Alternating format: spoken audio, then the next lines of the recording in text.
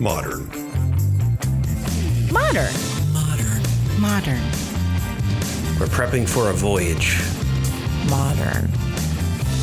The force of an old-fashioned equals whiskey mass times bitters acceleration. Why don't you make that a double? Modern bar cart. What's shaking, cocktail fans? Welcome to episode 205 of the Modern Bar Cart podcast. I'm your host, Modern Bar Cart CEO Eric Kozlik. Thanks for joining me for this interview episode where we track down the best and brightest minds in the spirits and cocktail world so that we can share their secrets with you. This time around, we catch up with booze author, spirits judge, and friend of the podcast, Eric Zandona, to talk about his most recent book, The Atlas of Bourbon and American Whiskey, A Journey Through the Spirit of America.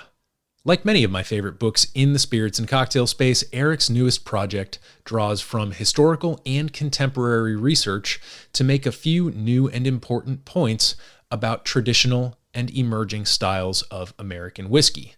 But before we start talking about heritage mash bills, local cooperage, and terpene-driven single malts, let's give you a chance to make yourself a drink. This episode's featured cocktail is Texas Grog. To make it, you'll need 2 ounces or 60 mLs of bourbon, bonus points if it's Texas bourbon, 2 ounces or 60 mLs of cold water, preferably filtered or distilled, 1/2 ounce or 15 ml of orange juice, fresh squeezed if possible, 1/2 ounce or 15 ml of simple syrup, and 2 dashes of an aromatic bitters like Angostura. Combine all these ingredients in a cocktail shaker with ice, shake vigorously for about 10 or 15 seconds, then strain into a double rocks or bucket glass over ice and enjoy. According to Eric Zandona, quote, "In the 19th century, several travelers observed Texans drinking in a wide array of grog shops, taverns, saloons, and ornate hotel lounges. Texas grog shops were most likely simple drinking establishments that served beer and a few simple cocktails, grog being a term used to describe a mixture of spirits, water, and citrus juice. Given that grapefruit, oranges, and a variety of other citrus fruits have been grown in the Rio Grande Valley on Texas's southern border since the time of Spanish colonization, and early Texans were known for their fondness for whiskey, it's not a stretch to imagine locals mixing these simple ingredients to make a refreshing drink." End quote. I love the Texas Grog, not just because it's a laid-back proto-cousin of the whiskey sour, but also because it features ingredients that naturally occurred in a very specific environment. You go to the Caribbean, you drink rum. You go to Japan, you drink sake and shochu. When you go to Texas, there's 2 things you can reliably count on. There will be whiskey, and you'll more than likely be able to get your hands on some local citrus. So, now that you've got a refreshing and easy-to-make bourbon cocktail to accompany you on our journey through the spirit of America, let's turn our attention back to the interview.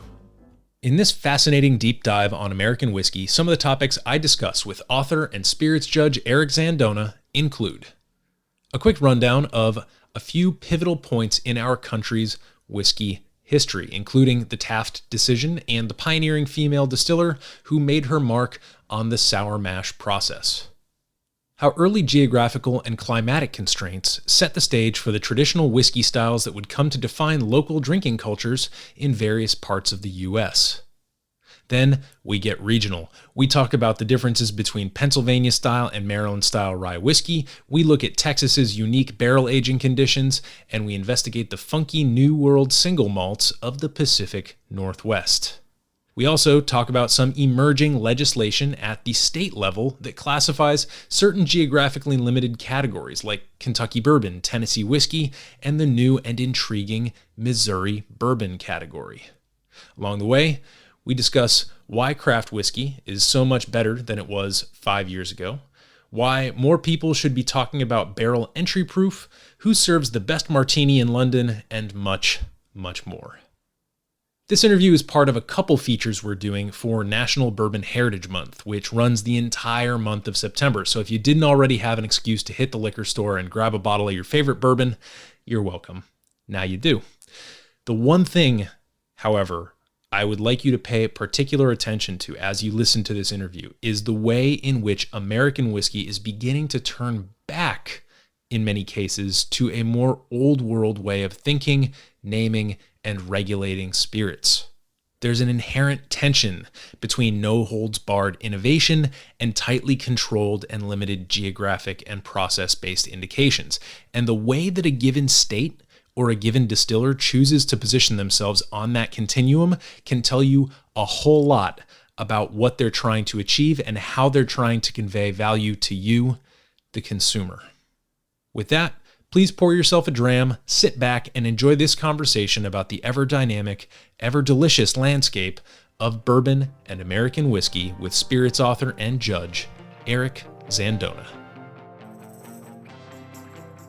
Eric, welcome to the podcast. Thank you. Thanks for having me. I guess I should say welcome back to the podcast, because the last time we were here, we were talking about your book, The Tequila Dictionary. And so before we get into the current project, can you just reacquaint yourself with our listeners, tell us who you are and the many things that you find yourself doing on any given week in the spirits world? Yeah. So my name is Eric Zandona, and I am a spirits writer, and I am also the director of spirits information for the American Distilling Institute.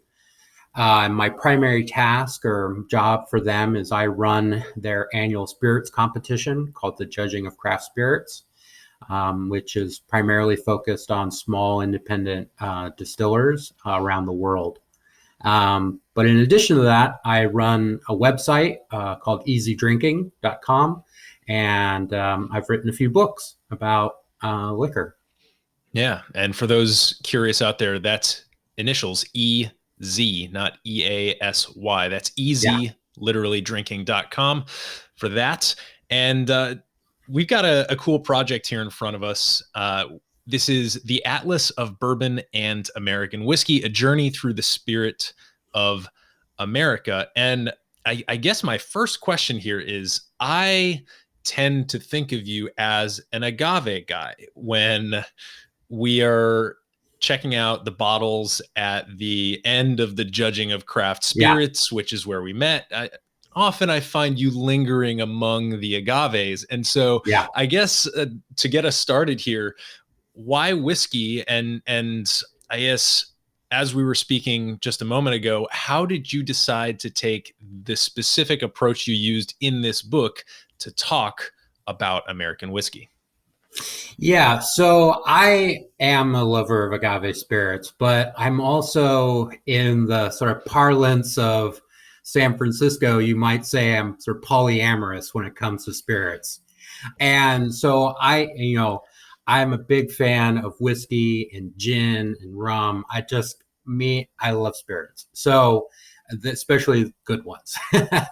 And so I love agave spirits. I think they're really interesting and unique.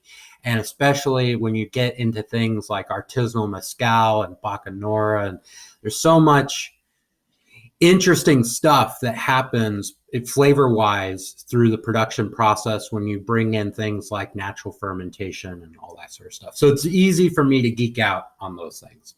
But whiskey is also delicious. I love it. I mean, one of my first things that I ever drank where I was like, oh, I think I might like spirits was a single malt scotch way back in 99 or something like that. And I was like, oh, that kind of got me started on my personal path. But so for this book, so this is actually the second book I've written on whiskey, the first one being the Bourbon Bible.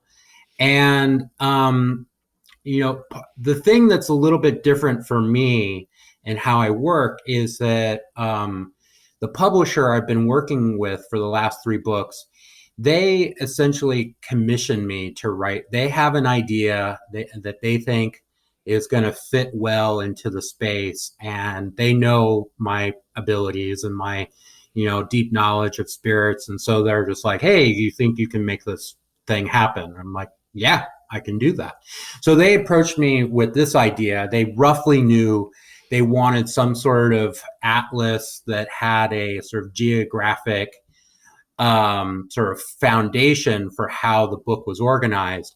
And then I fleshed it out into what it is. And my approach is that you have these like classic regional American styles of whiskey that people talk about: Kentucky Bourbon, Tennessee whiskey, and to a smaller degree, things like Pennsylvania rye or Maryland rye are things that people talk about from time to time in spirits writing.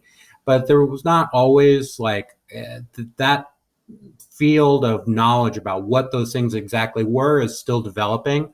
And so I thought that was a perfect opportunity to kind of talk about some of that stuff, but also springboard into these new conversations around what is Empire Rye coming out of New York?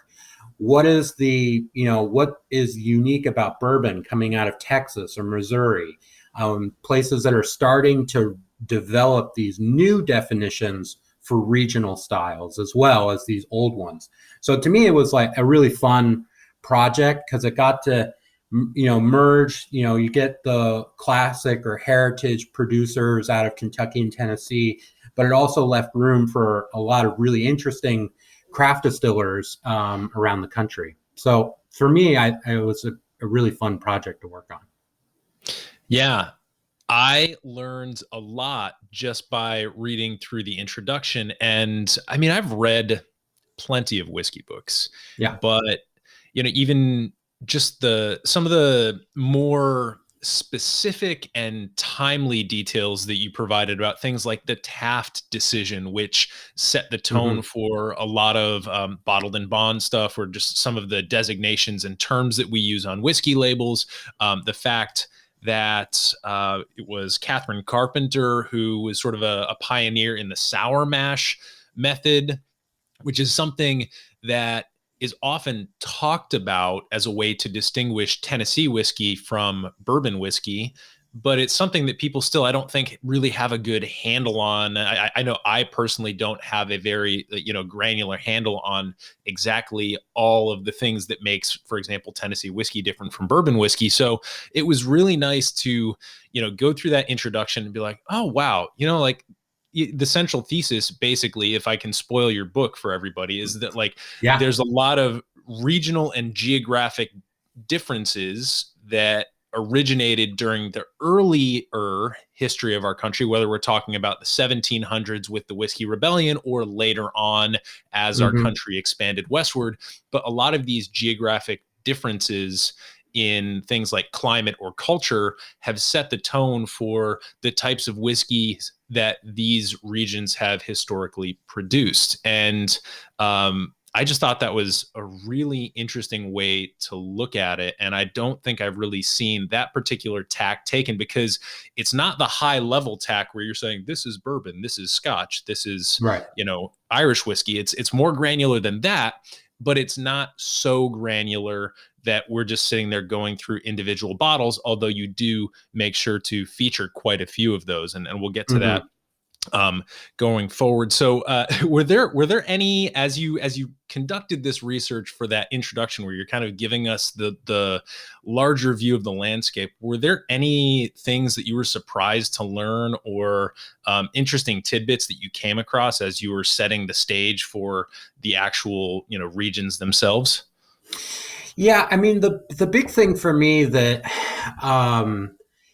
I guess I hadn't really thought much about, but quickly realized, this is sort of obvious, is that one of the primary drivers for why, say, people in Northern Virginia and Maryland made whiskey slightly different than the people in Western Pennsylvania was mostly due to the fact of what crops grew well there, which kind of seems obvious, right? When you're in an agrarian society, you're not going to try and force corn to grow in Western Pennsylvania when it just doesn't really grow very well there.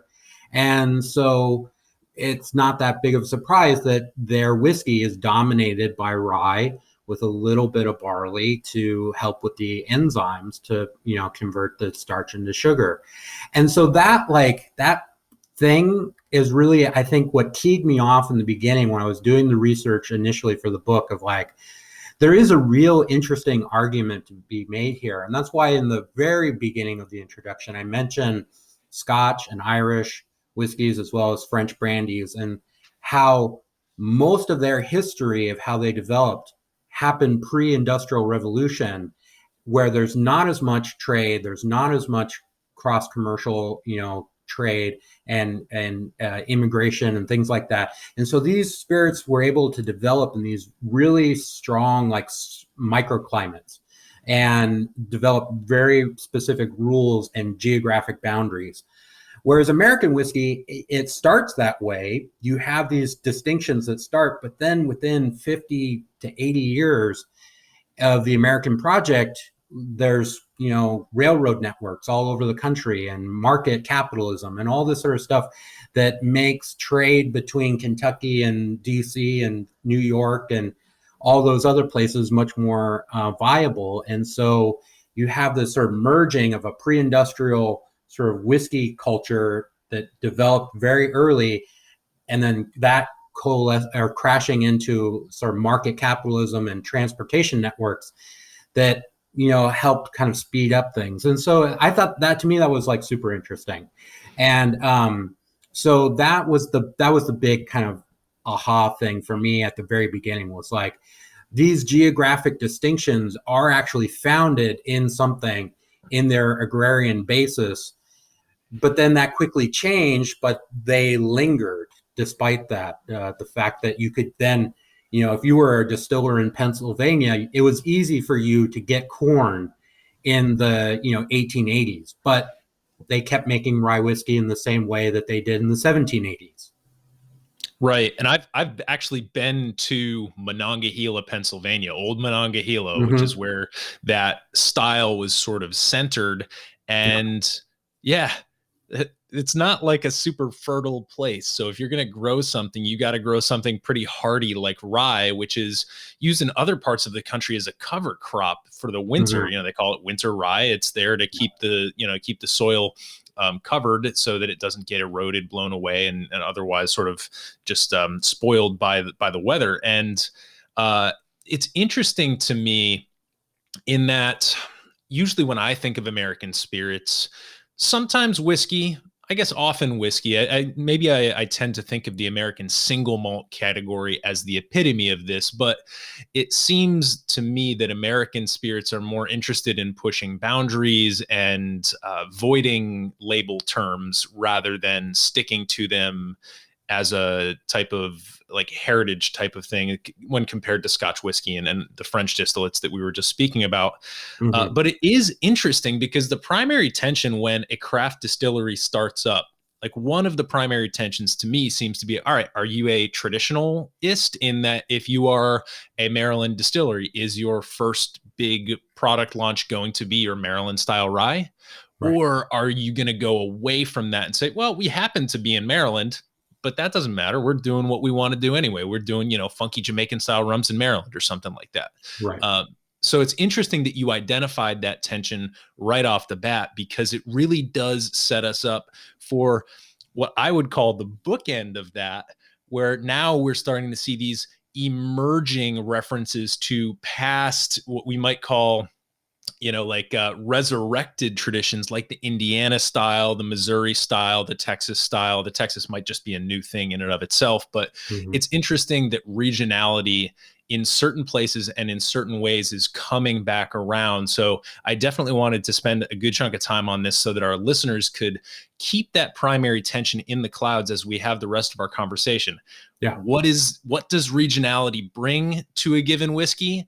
And to what extent, like it's almost like a litmus test. You can walk up to a bottle of whiskey and say, to what extent does this maker infuse regionality or juxtapose regionality in this spirit? And I think that's one question that you can ask a bottle of whiskey. I don't know if you have any thoughts about that. Yeah, I mean, I agree. That is one of the primary tensions that you see among craft distillers. I mean, I think one good example is, say, like Corsair in Tennessee. They've actively not made a Tennessee whiskey. they've done American single malt, they've done gin, they've done lots of hopped whiskeys, that was their methodology of like differentiating themselves. They make a really nice rye whiskey as well. So that's, but then you have people say like Dad's Hat in Pennsylvania, where they were very conscious about leaning into that sort of traditional style. And so I think that is something interesting. I mean, each company distiller is going to have their own way of how they're going to try and market and differentiate themselves. But I think one of the interesting things is that these sort of regional styles, which are, on the macro level at the U.S. legal federal level, right? Rye whiskey can be made anywhere. Bourbon can be made in any state. But the groups of distillers are trying to find ways to kind of differentiate themselves in little ways. And the result that I see largely is lots of really interesting and tasty whiskeys. So, we as the consumers get the benefit from that. Totally. So talking about the organization of this book, you go by region. It's an atlas. And right. So that makes sense. We're doing a little travelogue, a tour of the country from the comfort of our own homes or wherever we happen to be reading this book. And I don't want to spoil each region and make it so that people don't need to buy the book, but I was wondering if you might just give us sort of the progression of the regions as you see them, and maybe we'll dive into one or two examples here or there, especially with those emerging ones. I really want to talk about the Texas and the Missouri and the Indiana, because I recall, I want to say 2 years ago at ADI, Steve Beal gave what to me was this mind-blowing talk about the differences in rye whiskey styles. Yeah. And to me, that just completely unlocked a whole different way to think about it. So maybe we can do a miniature version of that here for our listeners by just sort of walking them through the way that you chunked these regions out and how you distinguish them. Yeah. So the first 4 chapters are essentially bourbon. So we have a Kentucky bourbon, Tennessee whiskey, which is bourbon, but made in Tennessee. And there's lots of people who fight over that, but that's what it is. And then Missouri bourbon and Texas bourbon. Missouri did an interesting thing where recently they decided to pass a law in the state saying, if you follow these parameters, you get to label your spirit as Missouri bourbon. So their rules are your corn has to be grown in Missouri, but then the wood that your barrels are made from also have to be like grown and coopered in Missouri. And that's really interesting to me because Missouri is like this unique state where you can do both of those things really well. Most American whiskey barrels are made from white oak grown in the in the Ozarks and in Missouri. And so, there's a great distiller named Gary Heingardner in Missouri who raised the question. He's like, we grow all this corn and wood, and then we sell it to Kentucky for them to make bourbon, and then we buy the bourbon. Like, why don't we just make it ourselves? And so that's what they're doing. And so to me, that's a really interesting sort of way for them to approach their sort of product. Texas, I think, is really interesting in part because unlike most other states, Texas has such an intense climate for maturing whiskey that you can get really mature whiskeys within 18 to 24 months. You can't do that in Tennessee. You can't do that in Kentucky. Can't do that really in New York or other places, but you can do that in Texas. And so to me, one of the defining characteristics of what makes Texas whiskey unique is the fact that you have this really intense and short maturation period. And so one of the whiskeys that I highlighted in the book was made by Millam and Green. It's their first batch of their stuff. So they've been bottling purchased whiskey, but they also been distilling their own. So they released their first batch, cask strength, 61% or something, crazy. And it was delicious. It was just incredibly delicious. Aged just for a short period of time, 24 months, I think maybe. And it's just, so that to me is the really interesting thing about what is possible with American whiskey is you can let the climate and the culture of the environment sort of dictate what the whiskey should be. So people making bourbon in Texas are not making whiskey like they are in Kentucky, and they shouldn't, right? Because, and Dan Garrison is famous for the saying like, that, the whiskey should, the place where it's matured should dictate how you're making it. And I agree with him, and he makes great whiskey. So to me, that's one of the really interesting things about those first kind of four. Then after that, I dive into rye whiskey, and I start with a chapter on Indiana, because even though it's not the like oldest style of rye whiskey, it has had the largest impact on the sort of resurrection of rye whiskey in American drinking culture. And so I go into some of the detail of the history of basically, the Crown Royal company, that, Seagram 7, that company, and how that changed hand numerous times and became MGP, and then they sold whiskey, to everybody and their mother, and you get things like Bullet Rye, which is now the leading rye whiskey by sales in America. I think it's something like 90% of all rye whiskey is Bullet. And it's really tasty stuff. So, and it works really well in cocktails. And so I kind of start there as a sort of reintroduction of, this is what a lot of people know as rye whiskey now, is this 95% rye, 5% malted barley mash bill from MGP. And then go into some of the craft ryes coming out of Indiana. And then I dive into some of the more historical styles of Pennsylvania and Maryland. And then the new one on the street, which is New York. And their state law, again, is dictating this. They have a certain requirement that, 75% of all the spirits that they make have to come from New York grown agriculture. And so all the rye whiskey that's coming out of there, 100% of the rye is New York grown. And so that's adding another interesting regional variation. There were a lot of whiskeys I couldn't include, and regions I wanted to include. Just as a quick aside, like there's some really great rye whiskeys and bourbons coming out of Colorado. And one of example, Law's Whiskey House, they have rye that they're working with a farmer to grow in a very specific valley of Colorado, and it's making fantastic whiskey. So I think that's, and that's something I think we were going to touch on later, is like this sort of mixture of regionalization, but also localization, where distillers are getting their grains, I think it has an impact. And I think it's really interesting to taste through these things and see it's not just, where it's made or how it's made, but what ingredients they're using. And that all that combined together is really kind of drives these interesting things. And then I do a quick chapter on smoked whiskey, which it's a growing category in America. And I kind of just focus, there's smoked whiskeys being made everywhere, but I looked at the start is really in the southern US, southern states. And so I kind of tie that together. And then American single malt from the Pacific Northwest. And again, American single malt's being made everywhere. And there's some great ones coming out of Nantucket, but Pacific Northwest is kind of leading in some ways that kind of conversation. And so I thought that was a good sort of regional chunk to include for the book. Sure. They're growing most of the barley up there, aren't they? Yeah. And that's one of the interesting things as well. So like Washington, Oregon, Idaho, but even like Montana, they grow like most of the barley in the United States.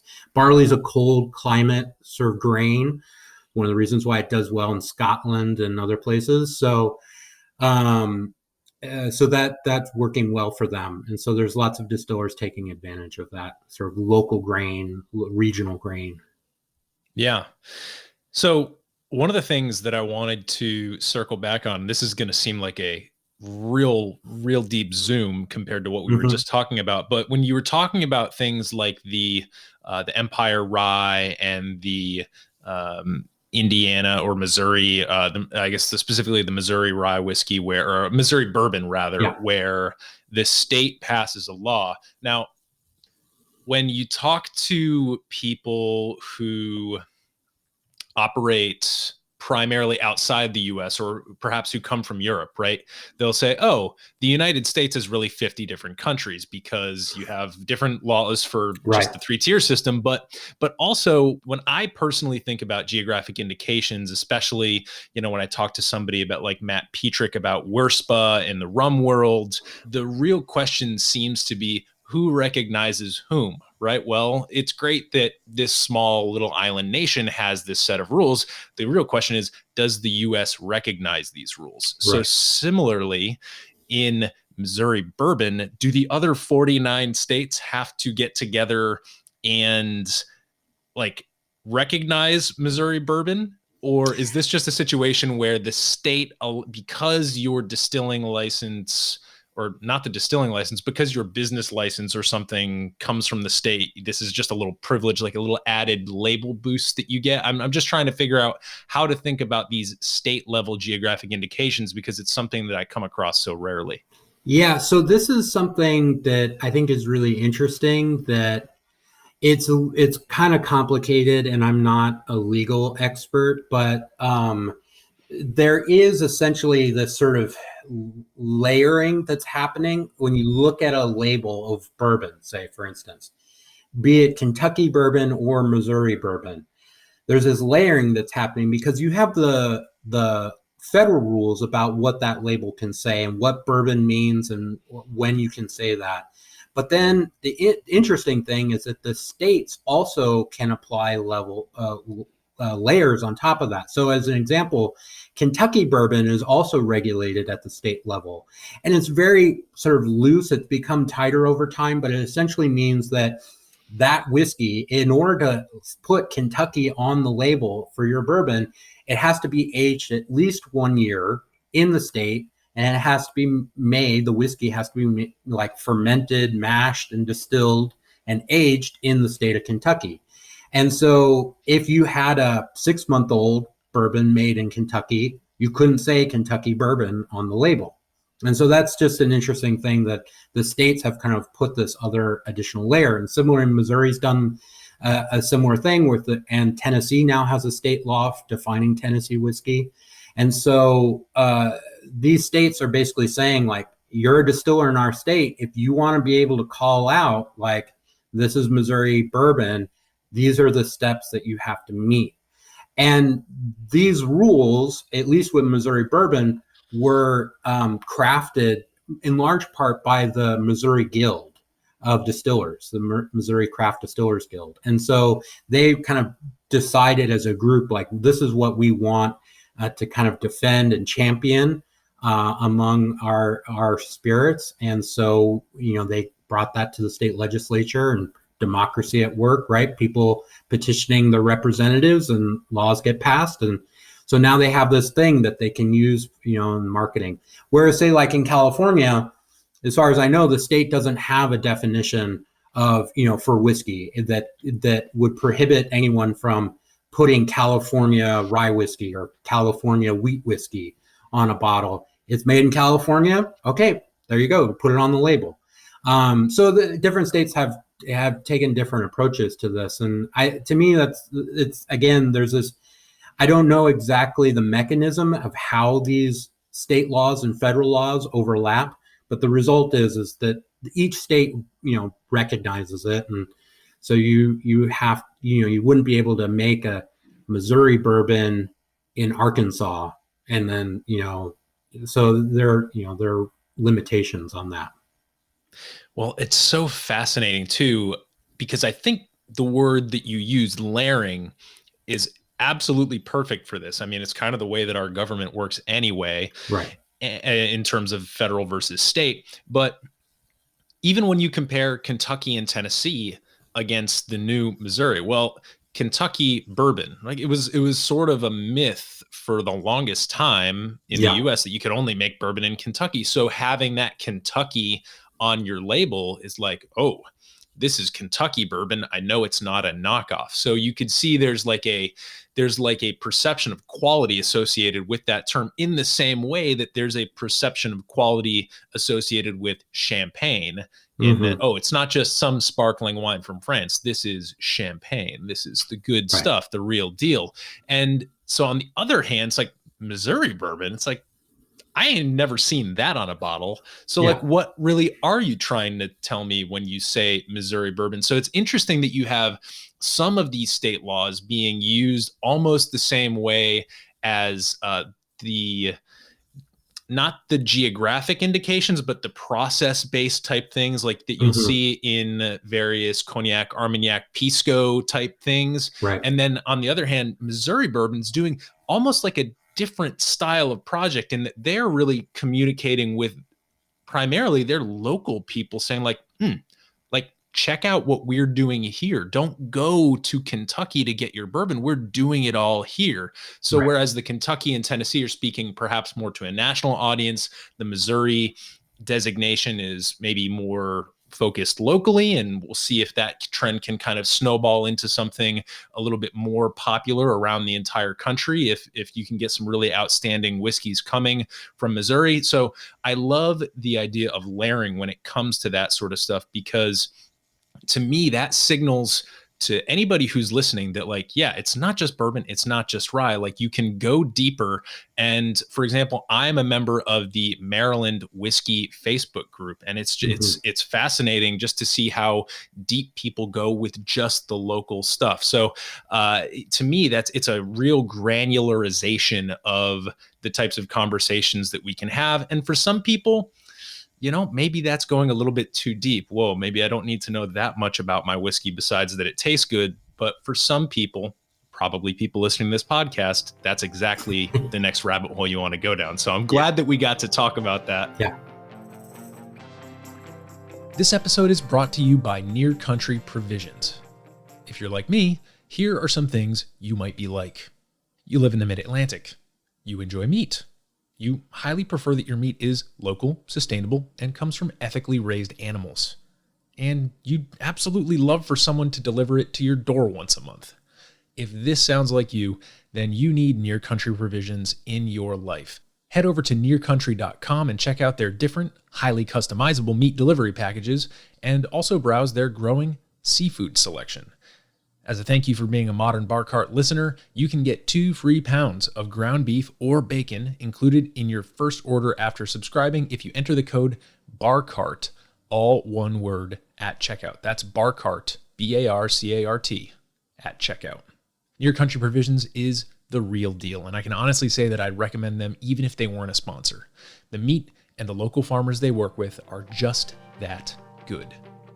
Now, back to the show. So we've talked about some of the big regions in the book, and the other great feature, in addition to just introducing these regions, is that you're featuring a bunch of distillers, not just the big guys, but also, you know, some of the more noteworthy craft distillers. And obviously you have a fairly decent advantage having worked with so many people in the judging over the years. And you've actually been able to see the aggregated data of like what actually tastes good according to our judges' taste buds here. So talk to me about how you went about kind of featuring different spirits that you thought were standouts. And then also talk to me about this awesome feature where it says, if you just taste one, if you try one. Yeah. So initially the publisher wanted, you know, along with this sort of region, was to kind of have like this, you know, breakdown of distillers in the region. And we quickly realized that we had way too many. And so then it became about, okay, how do we kind of pare this down? In my earlier book, The Bourbon Bible, I have tasting notes on like 140 different bourbons. And so they didn't want to repeat that. They wanted something a little bit different. And so we settled on this idea of kind of highlighting one. And so then the question became like, okay, well, which one, right? If you have a big distiller, like say Jim Beam, like which of their whiskeys do you highlight? And there it became ones that, you know, I like or thought were really interesting. So, for like some of the big players, like I picked unusual ones that maybe people aren't always familiar with. So like for Jim Beam as an example, I picked Old Tub. It's a newer release from them. It's a 4-year-old bottled in bond. I think it's really good. It has a classic, I think, Jim Beam profile. I like it better than some of their other whiskeys. And so I thought this is going to be and it's affordable. So to me, that's like something really nice. I'm not big on, highlighting a lot of sort of limited production or exclusive bottlings. But on the same token, like I also highlighted the Jack Daniel's bottled in bond, which right now is only available at travel retail, but it's really good. And so if you're in that market, if you're traveling internationally, you see it, I'm like, you should definitely try and pick up a bottle because it's worth getting. There's some indication recently with label approvals that they might be bringing it to the US market. So that would be, I think, interesting. But then, things like Empire Rye, for example, in New York, most of those are small craft distillers. So maybe they make 1 or 2 rye whiskeys. So then it's a little bit easier about which one to pick. But even say like Copper Sea in the Hudson Valley, they make a sort of traditional straight rye whiskey, and then they have 100% rye malt. And so I decided to pick that one because the really interesting thing to me is that rye whiskey has really divergent flavor profiles. Bourbons have a kind of spectrum that, it is kind of easier to kind of nail down. But rye whiskey can have these really divergent flavors depending on whether the rye is malted or not. And so malted rye tends to have this really grassy, intense flavor. And if you're not expecting that, if all your rye experience is bullet, and then you have something with malted rye, whether it's Dad's Hat or this Copper Sea or something else, you're going to be like, what is going on? This is like totally different. And initially, it can be off-putting if you're not familiar with it. But it's really, once you kind of accept it and get used to it and like, no, this is the way it's supposed to taste, it really opens up and it's really interesting flavors. So those were things that I wanted to do as well, is kind of help people understand like, oh, this thing is a little bit different about this whiskey. And so that's why, but give it a shot and you might really enjoy it. And the same thing I would say, like with some of the American single malts, that's been really interesting category for me because again, I my primarily was drinking Scotch or, Irish, single malts, things like that. There's a lot of really interesting stuff coming out of India now, but American single malts tend to have this kind of hoppy, kind of terpene character that you sometimes get. And initially it can, again, be a little bit off-putting, but it's part of the process that they're using, that where these flavors are developing from some of their grain choices. And so once you kind of know that going in, if you're expecting, a sort of classic Scotch profile, when you crack open a bottle of, say, Westland or Copperworks, you might just be like, no, I don't want to drink this. But if going in, like, oh, this is going to have a little bit of a funky character to it that's a little bit different, and then you taste it, you might be open to knowing like, oh, okay, I knew that going in. There's going to be maybe this like grapefruit rind kind of character to the flavor profile. I'm like, okay, I can see that. I could get that.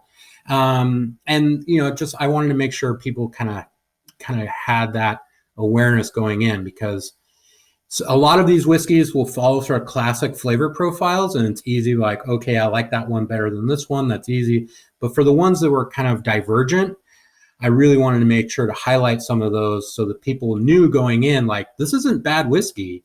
It's just a different style than maybe you're used to. And so if you're open to that flavor profile, you might really enjoy it. Yeah, I think that to me, when I was thumbing through and reading the different features of distillers and looking through the if you try one, because some of these, many of these portfolios, especially with the larger companies, I'm familiar with. So for example, like Wild Turkey, that's a bourbon that's all over the place. Mm-hmm. You chose to feature Long Branch, which is Yeah. probably one of their most experimental versions. I'm like, oh, okay. So he's trying to kind of push people's boundaries a little bit with this. And then, conversely with the Jim Beam Bottled and Bond, for example, you're really driving people toward like more of a bang for your buck type value. So whether it's the value of learning a new flavor note to associate with whiskey, right? Grapefruit rinds, whiskey, not really in most people's lexicon, but, suddenly, you get like, I call it like kind of breaking something in your brain. When you taste something, you're like, wait a second, did that really just go over my palate, like from a whiskey? And so I think there's tremendous value in kind of stretching people's palates in that way, as well as telling them, hey, this is a great deal. If you happen across this at the liquor store, definitely pick one up. Because the other thing we do know, of course, about the American whiskey category that everybody is complaining about right now is how crazy the pricing and the allocations tend to be. So, monetary value is, for better or for worse, part of the game. So I think that feature of the book is a really useful one. And as somebody who values structure, it's like, all right, like I love going through a book and seeing that the structure was so thoughtfully put together, in such a way that even though it is an atlas, right? So maybe this is not a book that you sit and read cover to cover in one sitting or a couple of grouped sittings. It's still one of these books that can give value, especially if you are, for example, planning a trip to New York, right? If I'm going to New York on a business trip and I know that I have a weekend to maybe rent a car and go somewhere, then I'm going to grab this book. I'm going to see what is going on in the Hudson Valley or somewhere like that that's interesting, that's worth my stopover. So I think it gives a lot of value in that way. And I think that you did some interesting work featuring some of the less well-known exemplars of certain categories. So the last thing that I wanted to talk about here involves evaluations. You give tasting notes of these whiskeys here. You run a spirits tasting every year. First off, the two-part question. First off, how do you think about judging a whiskey? We've got the various whiskey tables. And second off, maybe we can, after we cover that, talk about some of the emerging trends, which is something that this book also deals heavily with. Yeah. So, I mean, when I'm using my judging cap, when I'm, whether it's IWC or Whiskeys of the World or, something else, that other competition that I'm judging for, so say example, it's a rye whiskey category, and I'm tasting it. There are things that I'm going to be looking for. And again, it kind of depends on how the competition is structured. One of the things that I've done, and with the help of Steve Beal and David T. Smith and some others, is really kind of hone in rye whiskey, separating out malted rye from non-malted rye. And so that you don't have this clash of flavor profiles. And so we do a lot of like micro sort of sorting. But when I'm kind of just tasting stuff on my own, that I just know, oh, it's rye whiskey, 40 to 50% alcohol. Those are things I'm going to be thinking about in terms of like, I know these sort of regional stylistic variations. I'm not just looking for like the bullet profile and lots of spice and, a strong oak character. And so those are like, I have lots of sort of data points in my head that I can play with and think about like where this sort of fits in. I think about how it's made based on what I can kind of glean from my taste buds, but then also like application. I often like to think about things of like how they're used. A good example of that, I would say, is like blended Scotch. If you just taste blended Scotch on its own, usually they're not very good, but you put it with sparkling water and ice and it's delicious. So, to me, it's I try to think about application as well, because I think that's important. So then, and then I have my sort of gut instinct about where the sort of things fall in their kind of quality of construction, application, and overall flavor profile, balance, things like that. And that's how I kind of generate a score for things. For my books, I veer away from giving scores because I don't want to give the impression that, oh, this one's better than the other one. Because to me, to a certain extent, like my preference of flavor profile, well, personally, it varies based on the temperature a lot. Like what I want to drink varies a lot by the weather and time of year. And so, and I also know like I have a particular preference. So like for bourbons, I tend to like sweeter ones that are less woody. But I also know lots of people who love woody bourbons, you know, that things that veer towards that range, say like Knob Creek. And that's great. Knob Creek's a good whiskey, but it's not what I'm going to drink for fun at home because that's not my flavor profile preference. So that's why I veer away from, in my writing, giving scores, because I know that there's a whiskey out there for everybody. And just because like I don't necessarily want to drink it for fun on my own doesn't mean that somebody else isn't going to really enjoy it. So that's why I try to kind of structure things that way and when I kind of write and versus when I'm sort of judging. And that's a slightly different sort of cap that you wear. Yeah, no, it makes total sense, right? Because you're also not judging them blind when you're writing a book. Right. Otherwise, you'd have a bunch of, bottle outlines with a question mark on it. And that would be very useful to anybody as an atlas. But right. Speaking of applications, at the end of each section, you do include a cocktail. So can you just give us a couple of maybe a couple of cocktail teasers? I'm particularly interested in the cocktail that has some nocino in it. That one really stood out to me. So again, the publisher wanted to have a cocktail at the end of each chapter that was sort of regionally related. So some of those were easy, like the mint julep for Kentucky, or the Lynchburg lemonade, the New York sour for the New York section, which is a really tasty cocktail. But then there were others that were a little bit more difficult to pick a drink. And so there were two that were turned out to be really fun for me. One was the Texas Grog. So that came from this research that I did, that in the early history of Texas, they had tons of what they called grog shops. They weren't called bars, they were grog shops. And so part of it's sort of based on this hypothesis that maybe one of the things that people were drinking in Texas was essentially just some bourbon mixed with a little bit of water and citrus, just like you would have a grog in a rum bar, right? So I found this cocktail and I kind of tweaked it a little bit. And it turns out it's a really tasty cocktail. Like it's equal parts water and bourbon and some orange juice and a little simple syrup, I think, and bitters. And it goes down real easy and really easy to make, simple ingredients, and just it's super refreshing. So I was like, this is great. And it kind of fits this sort of again, this sort of imagination that I have of early Texas. Texas also had really fancy bars as well as these kind of like simple ones for the cowboys. And so I played with including a much more complicated cocktail for Texas as well. But that didn't end up making it in. But then for American Single Malt chapter of the Pacific Northwest, it really struggled for that because like there aren't a ton of cocktails for single malt. There's like the Rob Roy, and there's a few others, and I just like nothing really jumped out at me. And so I decided to create my own cocktail, which I ended up calling Cascadia. And so what I basically attempted to do was I wanted to make this really kind of hyper local cocktail. So American Single Malt from Pacific Northwest.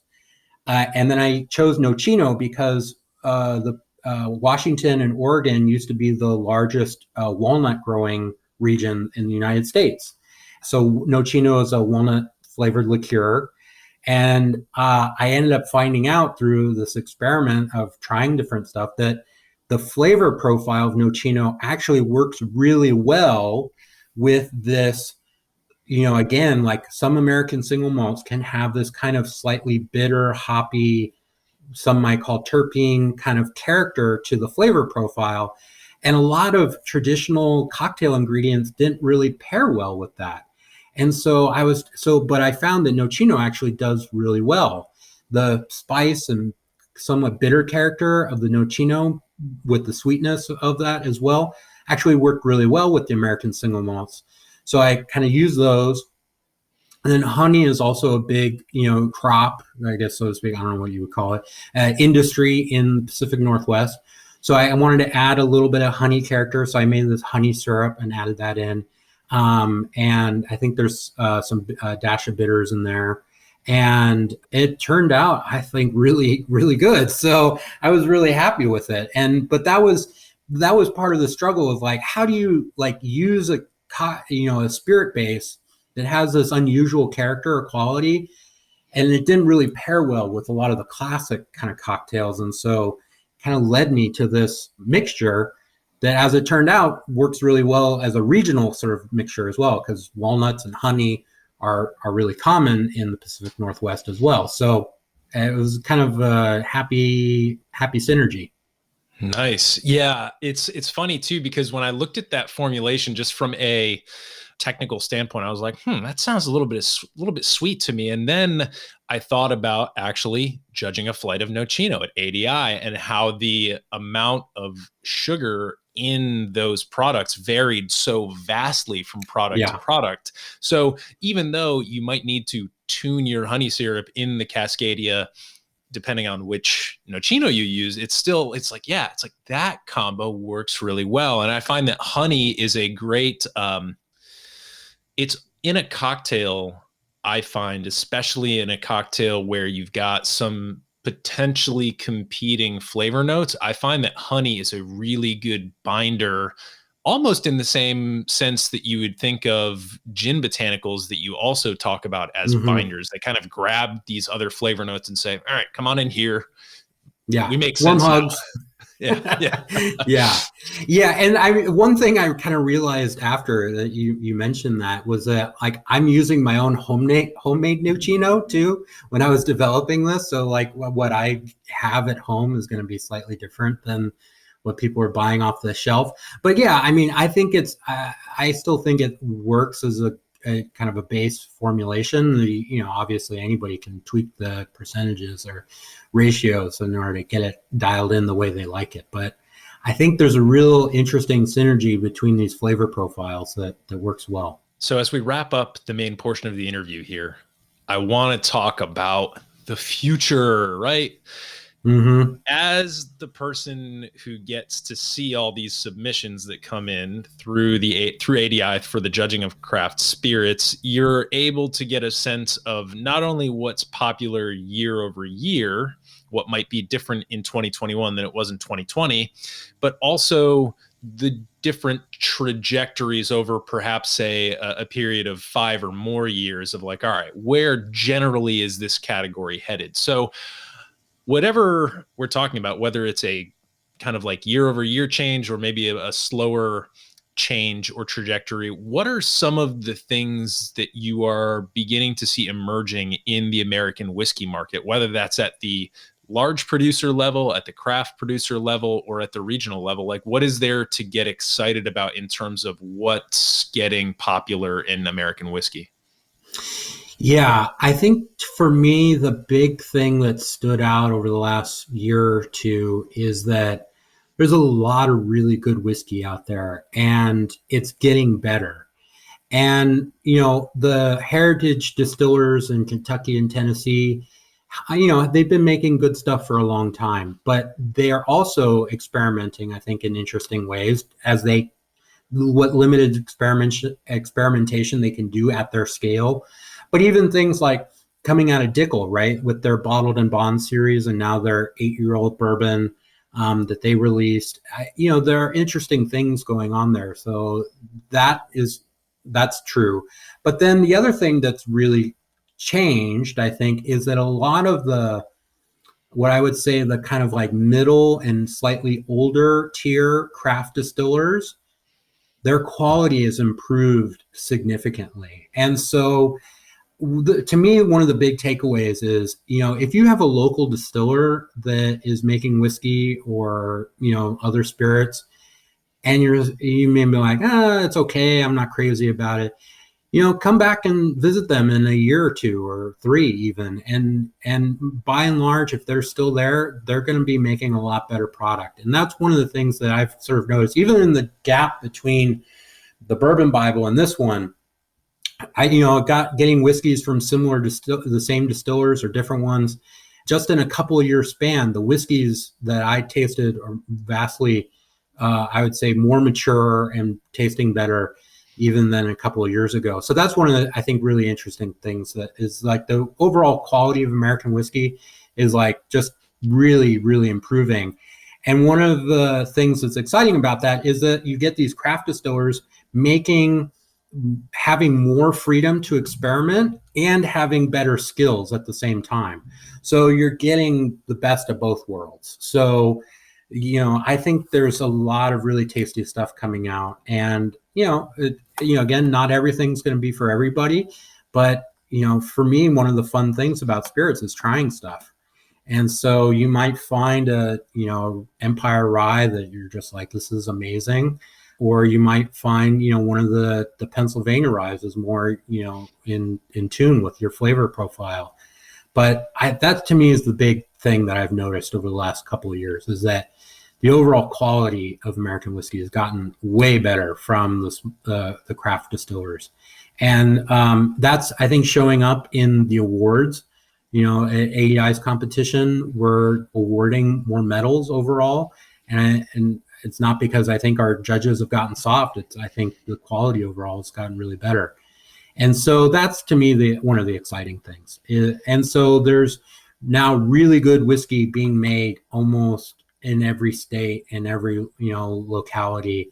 And you can find various, variations on different styles in each state, that some that'll appeal to you more than others. So that's kind of the exciting thing for me, is getting to taste these more mature whiskeys coming out of craft distillers, and just getting to enjoy them. So that's a big thing. I think overall, on the regulation side, I think there's real movement on categorizing American single malt at the federal level. I think that's going to be good for American whiskey and trade overall. So I'm hopeful for that. And I think it's going to be interesting to just see how other states, I think this idea of regional variations of whiskey is coming back more and more. And so it'll be interesting to see what other states decide to do about that. Other states adopt, regional definitions of what their whiskey type is, or what's their unique spin on it. Like I said, whether it's Texas with their, intense aging environment, or whether it's Missouri with their grain and wood requirement, or, whatever it might be. So I think that's going to be interesting to see, is how the regionality sort of reemerges in American whiskey. At the same time, we have this sort of universal market, national marketplace, and getting to taste what regional grain variations taste like, and being able to say, like, well, here's a rye whiskey made from rye grain in Colorado versus New York versus Pennsylvania. And, obviously they're going to be slightly different, production processes. But I think that's going to play an interesting role.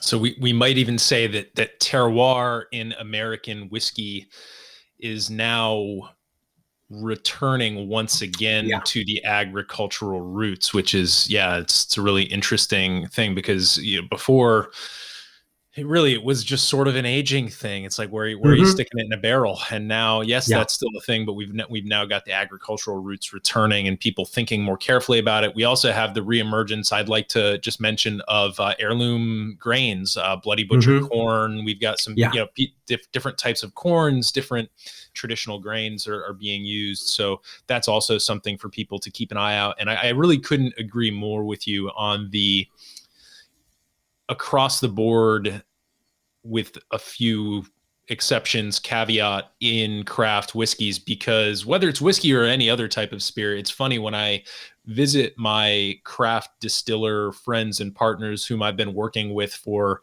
over half a decade now, and I taste their stuff, I kind of get a little bit of a chuckle out of it, because I would never tell this to their faces, but it's like, this tastes nothing like what you were making the first time I walked through this door, which is like maybe not exactly the face you want to present to your local customers or your loyal follower base who might be under the impression, if they've been buying every release that you've been doing, maybe they're not aware of the difference between that first bottle and the current bottle that they can get, because it's been little gradual tweaks and changes over the course of several years. But for me, it's like, this tastes nothing like what you were first putting out. And I don't think there's ever been an instance where that difference in flavor has been a bad thing to my taste buds. Yeah. So it's really exciting. And I do think that, with the increase in, golds and silver medals at ADI, what I want to point out to people, just to underscore what you said, it's not the judges getting softer. This is a real meritocracy, and the process that we have for spirits judging at ADI really does de-risk the potential of people just picking their favorites of what they prefer, because of the way that the panel is structured and because of the way that we deal with outlier scores and the conversation that takes place after that initial blind judging to come to a consensus-based score. So it really is a meritocracy. When you see a medal, it's like, well, this isn't the Olympics. There's more than one gold medal being awarded per category, but the process is still just as rigorous. So, the quality across the board does seem to be increasing. About this book, is there anything that we have failed to cover here that you wanted to make sure we cover before we jump into the lightning round? No, I mean, I just really hope that people enjoy the book, go out and buy it. If you support your local bookstores, you can request them to order it. It's available obviously through Amazon and other online book retailers. That's the primary thing. I put a lot of time and energy into it, and I just really hope, I found lots of really fascinating stories, more information than could actually fit in the book, and I just hope people really enjoy it. Yeah, and the photos and some of the historical graphics that you were able to pull up through research were also really, really nicely implemented. So we will have links over on the show notes page, modernbarcart.com/podcast, where you can go to grab your copy of the book if you don't happen to have a local bookstore down the street from you that can import that and call you when it arrives. So with that, let's do a couple quick lightning rounds. Yeah. Favorite cocktail, but this time we're in the whiskey space exclusively. What's your favorite whiskey cocktail? So my go-to overall is going to be the Manhattan, but if it's a hot day, it's Scotch and soda. Like, it's just nothing better on a hot day to me than that. But overall, the Manhattan, like with good bourbon. Yeah, Manhattan. I feel like it is a really popular cocktail format, but it's one of those formats that it's like, no, this is our riff on a man. It's like, can I just get like the regular thing that is so delicious that it spawned all these offshoots? So a good Manhattan. I'm very simple. Like, to me, best Manhattan, Evan Williams Black Label and like Carpano Antica, just like, it's killer. Yeah. I like that. That's sort of like almost like highbrow, lowbrow. That's like highbrow vermouth with the slightly, we'll call it the everyman's whiskey. All right. Here's a question that we've implemented since the pandemic. Give people a little dose of happy brain chemicals. What's a small or idiosyncratic occurrence that always makes your day when it happens? Yeah. So, this, I think this is going to be a little bit, sappy or whatever, but my youngest son is 4, and when he's like, Dad, I want to sit on the couch and watch TV with you. I'm like, okay. It just makes me, my heart warm. He just likes, every once in a while he's like, I'm a big boy, I don't need you, I'm going to play my own games. But every once in a while he's like, we need to sit together and I want to be right next to you. I'm like, okay, that makes me happy. Yeah, that's like the literal brain chemical right there, oxytocin. I love it. Yeah. I feel the same way. We have a cattle dog, and he he likes to do his job. His job is protecting the house, following my wife around, Right. getting any food scraps that we drop. But he's not particularly cuddly. But there's a couple of situations that we know that, if it's this time of day and I go and lie down on this couch, he's just going to hop up right next to me and just put his head right on my leg, and it's going to be great. So yeah, I love it.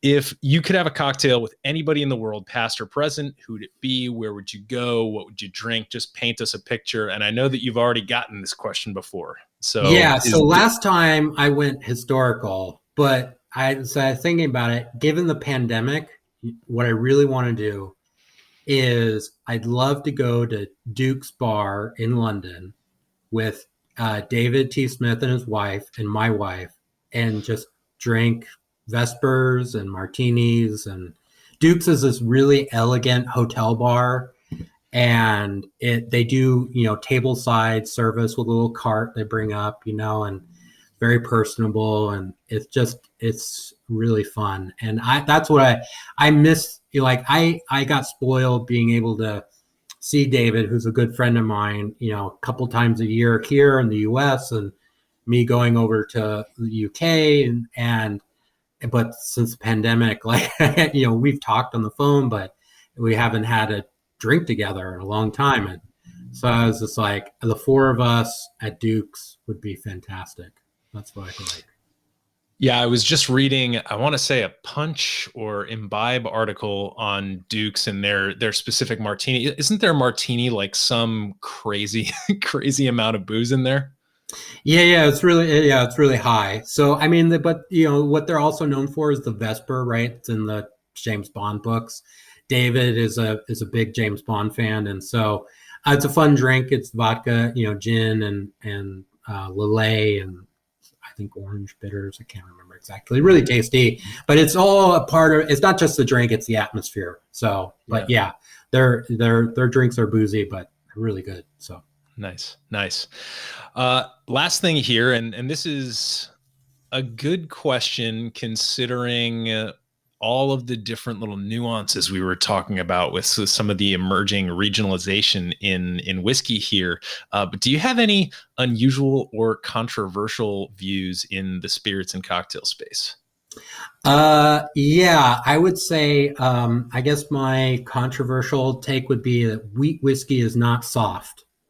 That's a common refrain that a lot of people talk about wheat, or not wheat whiskey, wheated bourbon being soft compared to, it's not. It all depends on barrel entry proof. The classic example in my mind is Taste, Maker's Mark next to Larceny. They taste totally different. They're both wheated bourbons. And there's nobody in the world I think would call Larceny soft. So yeah. I would say, so anyway, that would I think that's I would say my slightly controversial kind of take. But that's that's a world I've been delving into more about barrel entry proof on American whiskey, and how big an impact that has on flavor profile that we haven't sort of appreciated for a while now. So, yeah. Well, Eric, this has been a really fun conversation about a really fun book. I'm to be 100% honest, I am not as bullish on American whiskey as I am on certain other spirits like agaves and canes and eau de vie. Those tend to be where I like to spend my time, as well as gin. But you know what? I think my big takeaway is that this is probably the best time in recent history to be circling back and spending a little bit more time in the American whiskey space, especially, no dig on bourbon. This is bourbon's month after all in September, but especially some of these emerging bourbon kind of regional categories, as well as some of the other types of whiskeys, whether they're smoked or Empire or American single malt. So I do hope that our listeners will check out this book and use it if, like me, you're maybe thinking about spending more time in the American whiskey space as your guidebook, your literal atlas and roadmap through the highways and byways of American whiskey. And I just want to thank you so much for coming on again to be a guest here on the Modern Bar Cart podcast. Well, thank you. I really appreciate it. And like I say in the book, that we're at the high water mark right now, American whiskey, and it's just getting better. There's no better time to be drinking it. So enjoy it. Amen to that, and cheers to you. All right, cheers.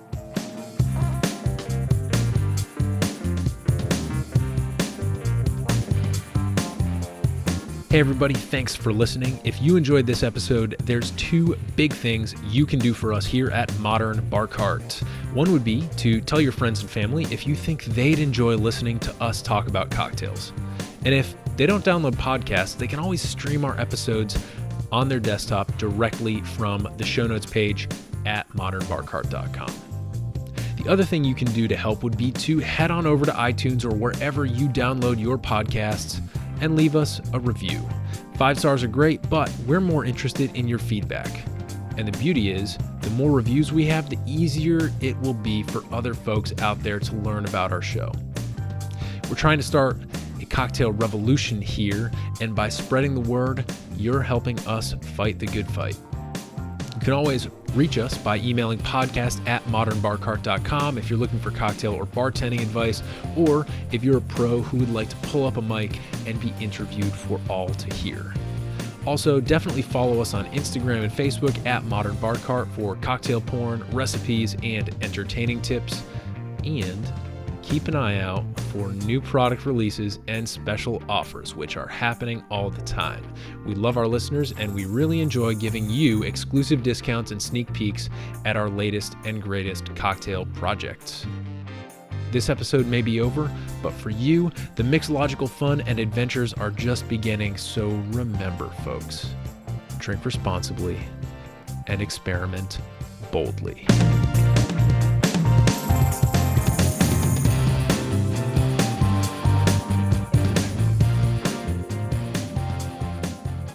This episode was made possible with editing and sound design by Samantha Reed, bourbon and American whiskey insights courtesy of Eric Zandona, and a little bit of interview magic by yours truly. This has been a Modern Bar Cart production, copyright 2021.